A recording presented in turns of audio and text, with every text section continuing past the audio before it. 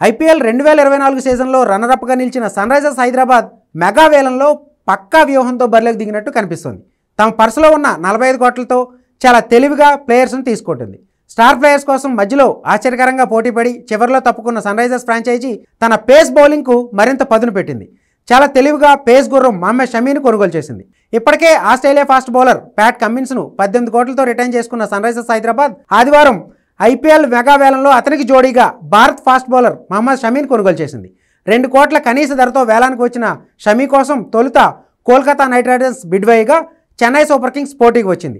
దీంతో ఈ 2 ఫ్రాంచైజీలు షమీ కోసం 8.25 కోట్ల వరకు పోటీ పడ్డాయి. ఈ దశలో లక్నో సూపర్ జైంట్స్ రేసులోకి వచ్చింది. ఈ 3 ఫ్రాంచైజీలు 9.75 కోట్ల వరకు పోటీ పడగా ఆఖరిలో అనూహ్యంగా సన్రైజర్స్ హైదరాబాద్ 10 కోట్లకి బిడ్ వేసింది. అయితే ఏ ఫ్రాంచైజీ ఆపై బిడ్ వేయకపోవడంతో షమీ ఎవరు ఊహించిన రీతిలో 10 కోట్లకే సన్రైజర్స్ సొంతమయ్యాడు. ఐపీఎల్ 2024 సీజన్ కోసం షమీని గుజరాత్ టైటన్స్ 6.25 కోట్లను సొంతం చేసుకుంది. గత కొంతకాలంగా వరుస గాయాలతో సతమతమవుతున్న షమీ ఐపీఎల్ కెరీర్ అద్భుతంగా ఉంది. ఇప్పటివరకు 110 ఐపీఎల్ మ్యాచ్లు ఆడిన షమీ 127 వికెట్లు పడగొట్టాడు.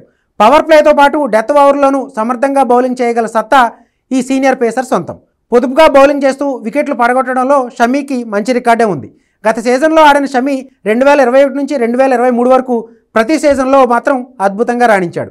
2021 సీజన్లో 19 వికెట్లు, 2022 సీజన్లో 20 వికెట్లు, 2023 సీజన్లో 28 వికెట్లతో అదరగొట్టాడు. మెగావేలంలో షమీకి మంచి ధరే వస్తుందని అందరూ ఊహించారు. కమ్మిన్స్ షమీ జోడీతో సన్రైజర్స్ హైదరాబాద్ పేస్ దళం మరింత పదునెక్కిందని ఇప్పుడు నెటిజన్లు కామెంట్ చేస్తున్నారు. అదే సమయంలో ఫిట్నెస్ సమస్యలతో సతమతమయ్యే షమీ ఒక్కసారి సీజన్ ఆరంభానికి ముందు తప్పుకున్న సందర్భాలు కూడా ఉన్నాయి.